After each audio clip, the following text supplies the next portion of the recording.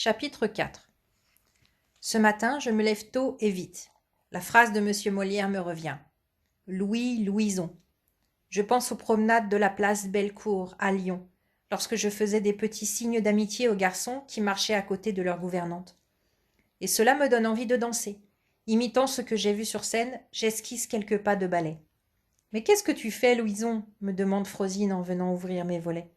Je marche sur la pointe des pieds en étirant mes bras de haut en bas, tels les papillons que j'ai aperçus sur le Pont-Neuf, et roule ma taille comme les danseuses des intermèdes au théâtre du Palais-Royal.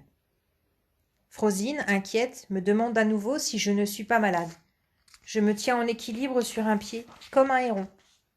Louisonnet, que se passe-t-il? Qu'est-ce que tu inventes? Est-ce que tu as laissé ta tête dans le grenier? J'attends que monsieur Molière m'invite à devenir une de ses actrices. Il m'a dit qu'il pense à moi. Une actrice de monsieur Molière? Oui. Mais pas pour tout de suite. En attendant, tu rêves? Pas sûr. Je rends mes gestes de plus en plus précis. Tout mon corps se réveille. Ma taille, mon dos, mon cou, mes doigts, mes bras, mes jambes, chacun de mes muscles. J'invente des sauts de plus en plus complexes. Monsieur Molière avait dit que je pourrais jouer dans un ballet burlesque. Pourquoi pas? Ce que j'apprends maintenant pourra toujours être utile si je rajoute des grimaces et des pantomimes. Frosine ne vient pas voir dans ma chambre d'où arrive ce chambardement. Elle doit me faire confiance. Je me dis, Louison, essaye d'oublier ta laideur. Tu as le nez écrasé, la peau grenue, des gros yeux ronds, des sourcils épais qui tombent sur tes paupières. Avec tout ça, ta gorge ne sait pas s'esclaffer comme celle de ta mère. Et tes cheveux sont un paquet rêche comme une botte de foin abandonnée le long du chemin. Et alors, Louison? Ne te fâche pas contre toi-même. Toi aussi, tu es étonnante. Tu as appris une pièce par cœur et tu peux lire. Tu sais danser et tu vas apprendre à chanter. Je ne veux pas entendre de rouspétance à propos de ta figure. On n'a pas besoin d'être superbe pour être une actrice. C'est la voix et l'allure qui comptent. Tu l'as bien vu au théâtre. Sois gentille avec toi-même. Et tant pis si tu ne ressembles ni à ton père ni à ta mère. Je deviens forte et souple, et je chantonne dans ma chambre la musique de monsieur Lully que j'entends au théâtre et lorsqu'il vient avec ses musiciens au repas des parents. Je raconte à Frosine tout ce que je sais faire. Elle se réjouit. Quand tu seras grande, tu vas devenir une de ces actrices indispensables dont les directeurs ont toujours besoin. Ta voix est belle et tes yeux rayonnent. Pas les directeurs, Frosine. Monsieur Molière. Un jour, on est allé se promener sur les bords de la Seine. Je ne veux pas regarder ma silhouette dans l'eau glauque, comme si j'étais noyée. Cela me fait peur. Au lieu de cela, je chante. Entre toutes les fleurs nouvellement écloses, dont mes jardins sont embellis, j'ai fait choix de ces lys. Des gens tournent la tête. Qui est cette gosse? Ce n'est pas une gosse, répond Frosine, mécontente. Un jongleur me propose de siffloter pour moi. Frosine me laisse faire. Il a un joli costume coloré. On se met l'un en face de l'autre, il siffle comme une flûte. De nouveau je chante. À la fin, il me félicite. Vous avez une jolie voix, mademoiselle, si belle que le roi vous entendra un jour. Merci, monsieur, je suis très jeune encore, et le roi ne me connaît pas. Je baisse la tête en rougissant, je redeviens timide. Je prends sur le bureau de papa un manuscrit de monsieur Molière.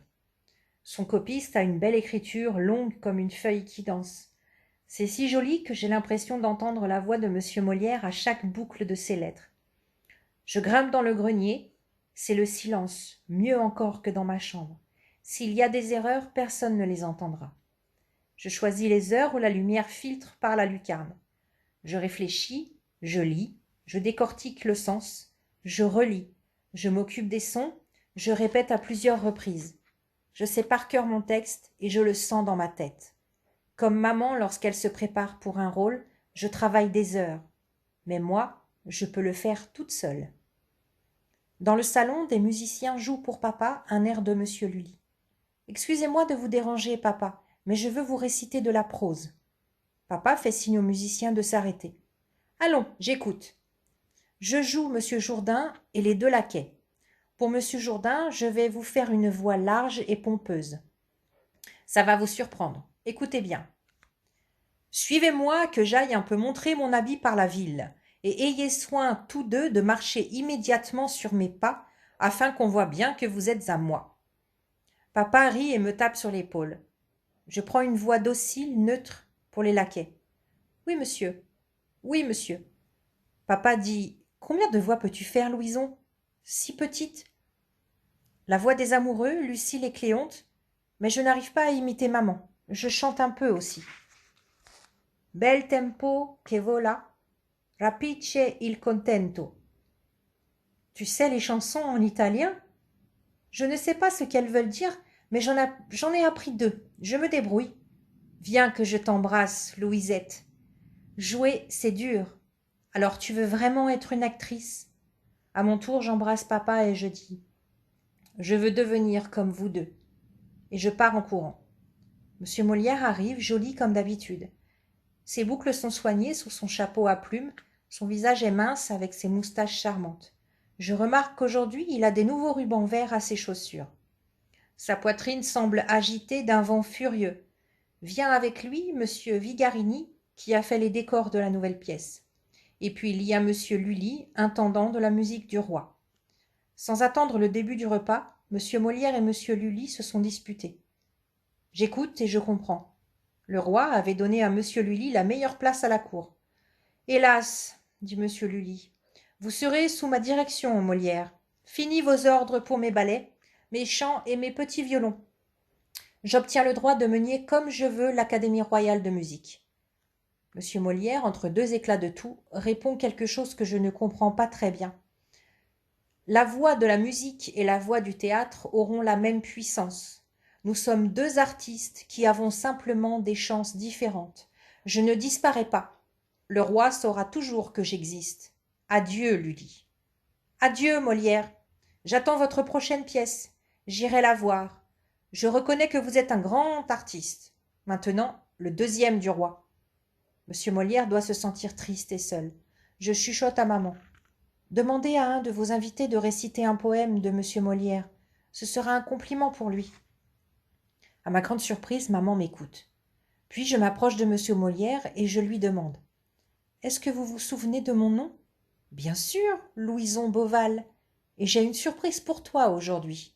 Je t'ai vu assister à des répétitions, à des représentations au théâtre du Palais Royal, et aussi lorsqu'on a joué pour le roi à Chambord. Tu m'as l'air d'être une fidèle spectatrice. Tu me plais. Puis il dit: J'ai perdu 3 enfants. Louis était mon aîné. J'aurais désiré préparer un jour une surprise pour lui. Monsieur Molière courbe la tête contre sa poitrine. Dans son mouchoir, des gouttes rouges s'écrasent. Il ferme ses paupières et croise ses bras autour de son cou. J'imagine qu'il est un arbre secoué par une tornade. J'ai envie de caresser sa joue, comme le faisait mademoiselle Madeleine. Une fois le grand orage fini, il me dit: Alors, voilà la surprise. Je suis en train d'écrire une nouvelle pièce, et je voudrais que tu sois une actrice dedans. Qu'en penses-tu?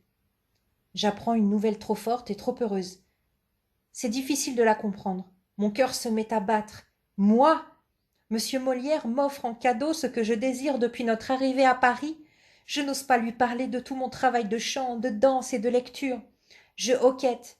Est-ce que je suis la seule petite fille qui pourrait jouer ce rôle? Si ça ne te fait pas envie, bien sûr, je trouverai quelqu'un. J'admire ta mère.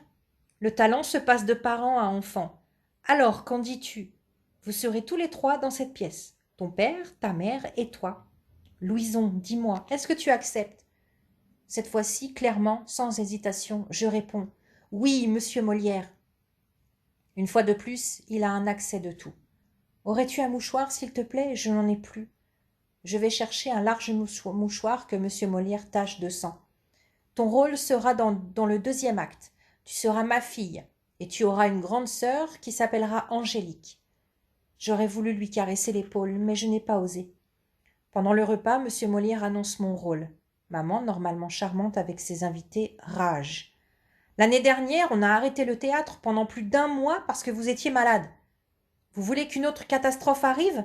Votre santé s'écroule, Molière. Vous êtes en train d'écrire une nouvelle pièce.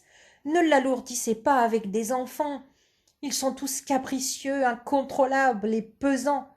Comment lui apprendrez-vous à se comporter en actrice? Taisez-vous, Jeanne, dit monsieur Molière. Vous vous souvenez de la dernière représentation du bourgeois gentilhomme? J'ai vu, moi, ce qui s'est passé. C'est la petite Louison qui vous a soufflé vos lignes. Je suis heureux que vous ayez choisi ma fille, dit papa. Mais vous connaissez la fragilité d'une troupe. Nous ne savons même pas si le roi sera satisfait de voir un enfant sur la scène. Monsieur Molière se lève pour une première fois, imposant et autoritaire. Moi, je suis le directeur de votre troupe, Jean-Baptiste Poquelin, monsieur de Molière. J'ai la voix qui doit être écoutée. Vous m'obéirez. Louison jouera. Je l'ai choisie. Elle aura une scène, seule, avec moi. D'abord un long silence. Puis, calme, papa souligne. Et Louison suivra votre direction avec succès. Le repas continue, long, délicieux, inquiet. Loin de la table, discrète, pour ne déranger personne, mais parce que je suis heureuse, je danse des entrechats. Et monsieur Molière oublie ses soucis et dodeline de la tête en souriant. Tard, chacun rentre chez soi. Monsieur Molière pose ses lèvres sur la main de maman et s'installe dans sa chaise à porteur pour se rendre rue de Richelieu. Moi, je n'arrive pas à dormir ce soir. Actrice. Mon grand désir se réalise. Comment est-ce que ça se passera lorsque moi, je parlerai devant une immense salle? Au théâtre, je serai le personnage d'une pièce, mais je serai toujours Louison Beauval. Comment est-ce que je vais le ressentir? Je sors de mon lit. J'imagine une salle où je parle en faisant quelques gestes avec mes mains pour donner plus de poids à mes mots. Je me demande, n'est-ce pas un peu ridicule de bouger comme ça? Ce sont les mots qui parlent. Les mains, les bras doivent rester calmes. Louison, pas de moulinet, pas de chichi, pas de manière. De toute façon, tu as encore tout à apprendre. Et je me recouche.